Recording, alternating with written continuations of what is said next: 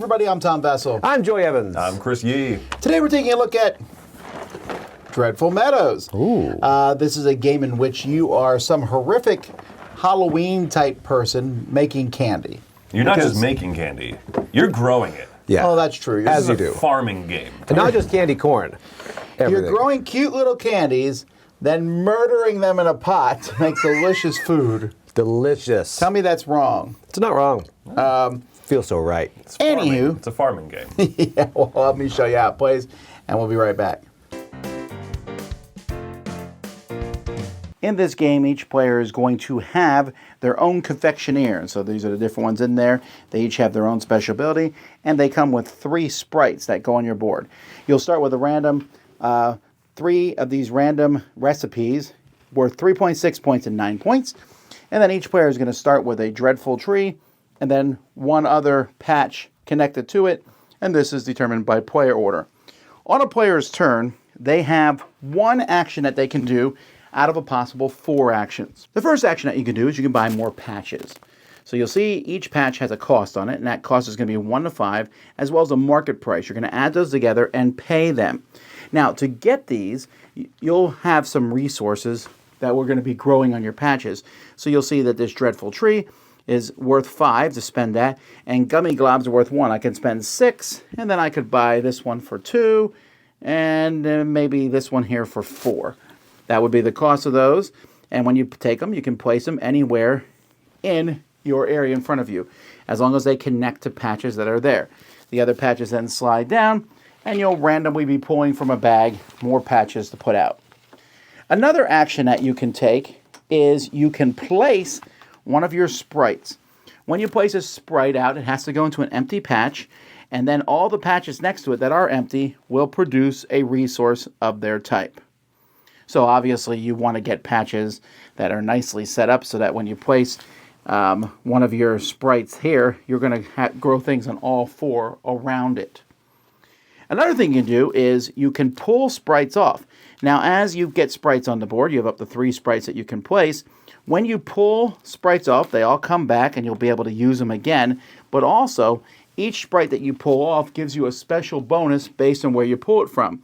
For example, the Dreadful Tree lets you draw another concoction card, another recipe card.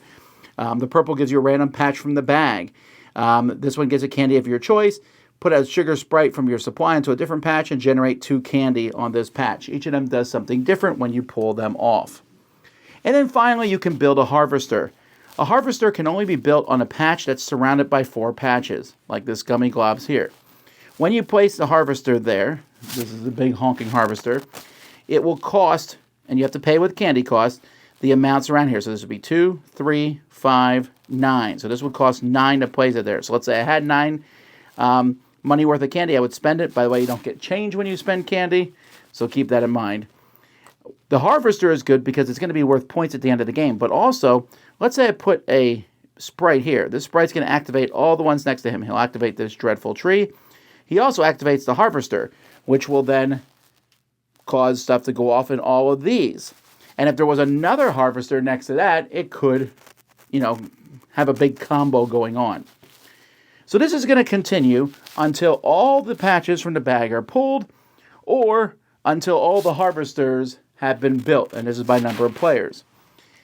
Players at any time on their turn can take their different candies and place them on their cards. Once you place it there, it's never going to come back. But when you finish it, when you place all of them there, you turn it face down. And these are going to be points at the end of the game. Harvesters are also points at the end of the game. They're going to score you points equal to the patch that they're in. So that's going to help you get some points. And also, each big area, so you see I have 2 gummy globs here. Let's say I had 3 gummy globs together. Each of these is going to be worth points equal to the number of harvesters in here. So there's 1 harvester, so each of these will be worth 1 point. So if you build a big area with multiple harvesters in that area, you can get extra points that way. And then leftover candy that you might have laying around is going to be worth 1 point for every $5 worth of candy. Most points is the winner.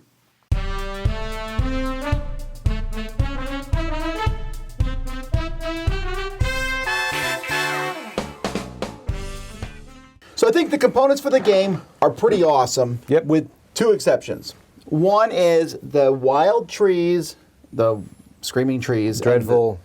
whatever they're Yeah. called, and the ghosts look very similar in color, and even have the same facial expression, like on them. We mix them up a lot, and if you have really good lighting, they're easy to tell apart. But I was surprised with all the colors available that they were so similar. I agree with that. It's a very blue spectrum focused game, which is cool because it adds to that, dreadful, that Halloween kind of vibe to it. I think it looks fantastic, but I agree that especially the resources that you grab, those look very similar, the two of them. Yeah, that happened a lot. And where I'd put it back in the wrong one, somebody else would grab it out. Yeah, I don't understand that one at all. And then the second is the trays in this game are terrible. I do not know who decided that was a good tray. It looks like they were made so that you could pop the lids off and put them on the board and put the things in them, but there's too many resources to go in them, and they pop off like getting a ketchup lid off. They're not easy to get off. Yeah. I thought maybe you could turn the whole thing upside down and pop off all 5 lids. Oh, no. That's a disaster waiting to happen. Yeah. And has happened. Didn't end well. Wait no longer, folks. Yeah, I just wasn't very impressed with the insert. It's just kind of a mess to me. It's beautiful, but I wouldn't personally use it. Not functional. I will throw mine away. Now, the theme of the game, yay, it's Halloween. And that's neat. And I like this theme. And I want this to be kind of a neutral statement. There's no theme in the game, really. I mean, yeah, they're growing stuff, but it doesn't really, the Halloween, who cares? Although I would prefer that to some boring potatoes, vegetables, corn thing that we always see. Yeah. So I like the theme, but don't go in this and be like, ooh, we're playing a spooky game in October. Right. You're playing a Euro game in October. Playing a farming simulator, but one that has, it's a beautiful production. I love the fact that the main board doesn't just fold in half. The two wings fold in. Wow, wow. I'm... Batman! That's a good touch, right? Instead of just folding in half. It takes the same amount of space, Mr. Math, right? I'm not arguing about math, I'm just saying it looks like Batman. It is Oh, Batman. that's great. Yeah. Yeah. But the actual gameplay, I like the loop of the game. I like that it's very simple turns. Yep. Yes. One might describe them as snappy and turns and quick. They're mostly quick, snappy turns, although sometimes there's a little bit of back and forth. The vibe of the game is an interesting one. Like you said, it's basically just a farming simulator to some degree. Mm-hmm. But you're using the vegetable, the candy, as That's the first money. and only time that we will confuse vegetables with candy on the dice tower. Thank you. But I like the concept of the game a lot. I do wonder the back and forth. Sometimes there's a slowing, and that's, I think, when you pull 3 guys off the board to take those things. But other than that, it does move pretty quickly. Right. It's kind of a weird game for people to get used to, because when you put out something and you put the things next to it, you're like, well, yes, that's awesome. And then you find out that it's kind of hard to do that multiple times. Mm-hmm. And then when you get the harvesters out, you get, if I'm going to make candy grow here, which activates this harvester, which activates this harvester. But because those harvester and the guy you put out initially are in some of those spots, the chain reaction isn't as amazing as it seems. And that's what I kind of like, is the puzzle aspect of putting everything out there. Number one, you want to get that big group with the harvesters on there to score in-game. But then the larger your group is, the more you're going to be harvesting the exact same candy. And then the cascading never works out as well on reality as it does in your mind. It does not. But that's okay, because you're like, what did I do wrong? And then you're doing all this and you're forgetting about the whole recipe situation. It's like getting those things done. The in-game points. You forget about the recipes? I like harvesting, man. I focus way too much on that, on getting those in-game points with the harvesters and the larger things, because that will get you a lot of in-game points. Because you're spending the candy resources for either the tiles, buying new tiles, right, or fulfilling recipe cards. So I guess harvesters. Or harvesters. So which can be expensive. I could see you, kind of focusing on one thing because it's fun. And that's the neat thing about the game, is I think that overall it kind of encourages fun. It feels, and I say this cautiously, right, because this might give people the wrong impression, but it feels like in an app game when you kind of push a spot and then you see things go, boop, boop, boop, boop, boop, boop, boop, boop, and you're like, ooh, that was nice. Yeah. Right? It's very, every little thing you do has multiple kind of rewards to it. And so I like that little, Camilla in games calls it like that constant drip of dopamine. You know, games like Earth, where like, I do this thing that boop, boop, boop, boop, boop, boop. There's a little more dopamine in the IV coming into my body here. I like that feeling in this game, and it doesn't get away from itself. And like you said, Joe, you can be like, oh, I'm doing this super fun thing. Oops, that part of the game that I should be spending things on. You look over, you're like, oh man, you got it. But then you got to start making those recipes and getting them done because in game is coming. Another thing is the asymmetric player powers. I do like. They do different things. I like them because they're pretty powerful. Right.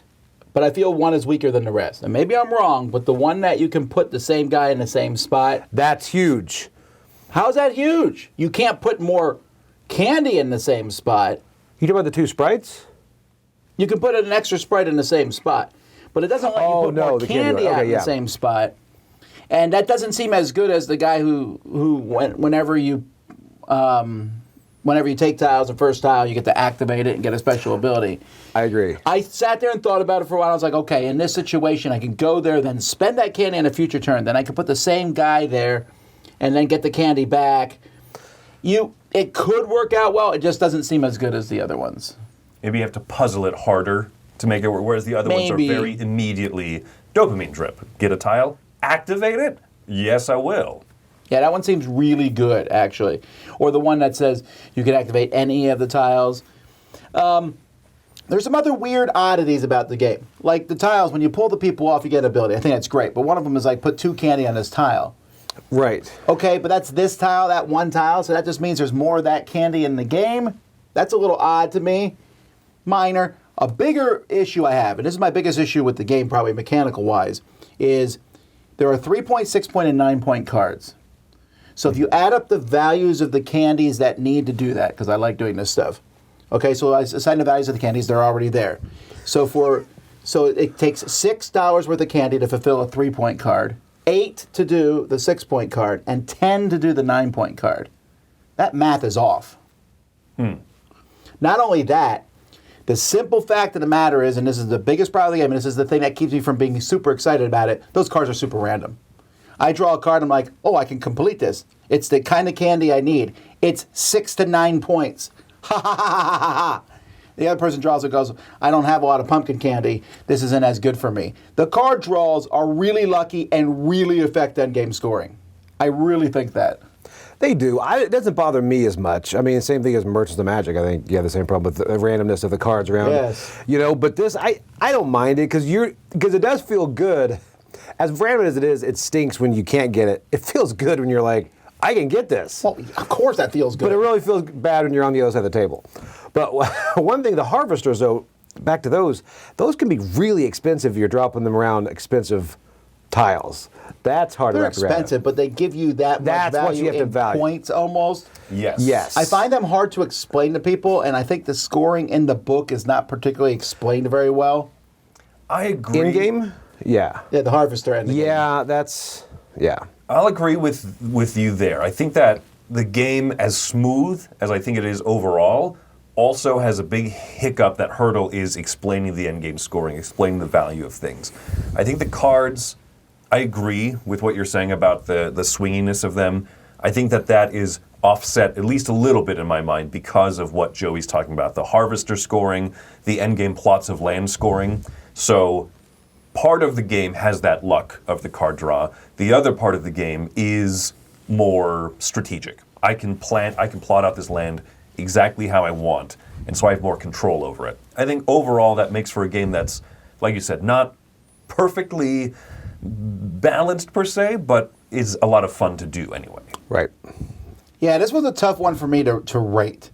I'm finally settling on a 6.5 because it's almost there for me. I love the theming. I like most of the components, and I like the quick turns. That's fun. But I don't feel like I'm doing anything really interesting compared to the other players. We're all doing the same things. We're all getting harvesters. We're all fulfilling our cards. Yes, you might do a little bit more cards. You might do a little bit more harvesters. There's some bit of variance in that way. But It's more like I need that tile. I can afford that tile. The tiles are not. I don't know. There just wasn't a lot of excitement to me. I feel like I've explored a ton of this game and I'm kind of done with it already, which is why I'm not as thrilled about it. But at the same time, I would recommend this to people. I would say, Right. you will probably enjoy this. This is more of a personal thing. I just was like, yeah, it's pretty good. I just don't know that I want to keep going back to it. Okay. Yeah. I'm coming in at a 7.5. I think this is a lot of fun. I don't know. I get what you mean by that feeling of, I think I've kind of seen what the game has to play. And then you start playing it again and you're like, I'm doing something different this time. I don't know. I appreciate that. It's not blowing the doors down. There's a few of those little hiccups with it, but I think nice production, beautiful theme. It's a game that I can see pulling out for specific occasions. Sure. And I'm not often one swayed by theme and setting and stuff as much, but I appreciate We'll get you there. Well, this one's pulling me over the ledge a little bit. So yeah, I like it quite a bit. So 7.5 for me. All right, I'm coming in at 7.5 as well. I mean, components obviously are great. I mean, I love the artwork, except for that one. I have no idea why those two are so close. So that really bothers me. But beyond that, I like the puzzle of putting your tiles out and trying to get that large area while trying to get harvesters out there to get different resources to be able to. I think there's a lot to unpack. It's almost not quite a family weight game. It's a little bit right above. Family weight plus type of thing, because I can't imagine, Maybe. Yeah, because of the harvesters particularly. Right. And the scoring at the end, I like that. It's kind of a Bunny Kingdom style thing, but it's hard to explain. But I do like it. I think the puzzle in it keeps me coming back to it. Well, there you go, folks. That is Dreadful Meadows. I'm Tom Vassell. I'm Joy Evans. I'm Chris Yee. We'll see you next time. Harvest Candy.